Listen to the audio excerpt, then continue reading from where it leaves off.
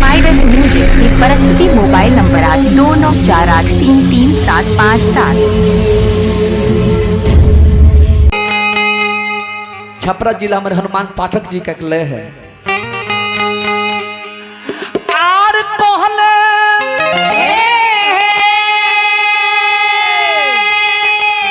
जमवा तहानु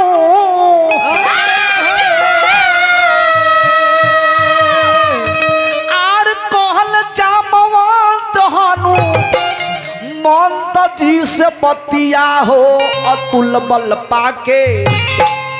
ए हनुमान हो अतुल बल पाके तो काहे बैठल बार सिरवा नाके। हो अतुल बल पाके काहे बैठल बारो सिरवा नाके। हो अतुल बल पाके काहे बैठल बार सिरवा नाके।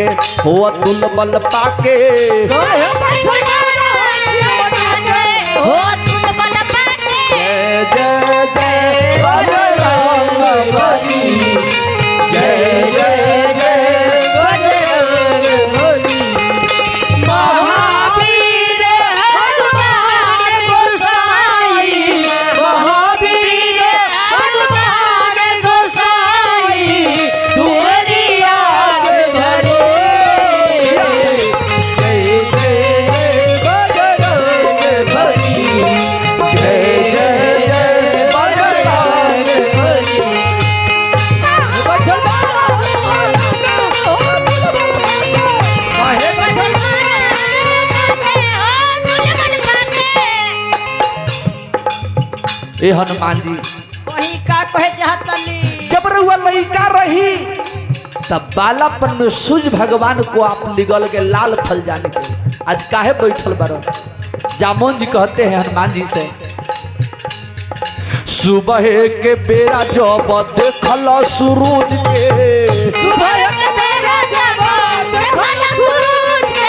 सुबह के बेरा जब देखल सूरज के। सुबह के बेरा जब देखल सूरज के। ए हनुमान जी बालापन में खा गइल कि बालापन में लील गइल लाल फल समूज के। बालापन में लील गइलो लाल फल समूज के। बालापन में लील गइल लाल फल समूज के। बालापन में लील गइलो लाल फल समूज के। होता हर सीता रे मानवा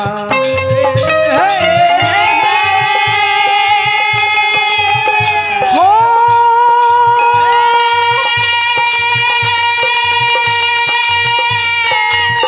हो हो कि होता हर सीता मनवा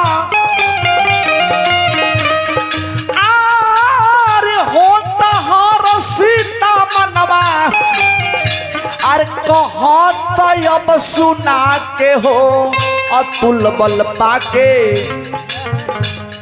कि होता हर सीता मनवा कहत अब सुना के हो अतुल बल पाके।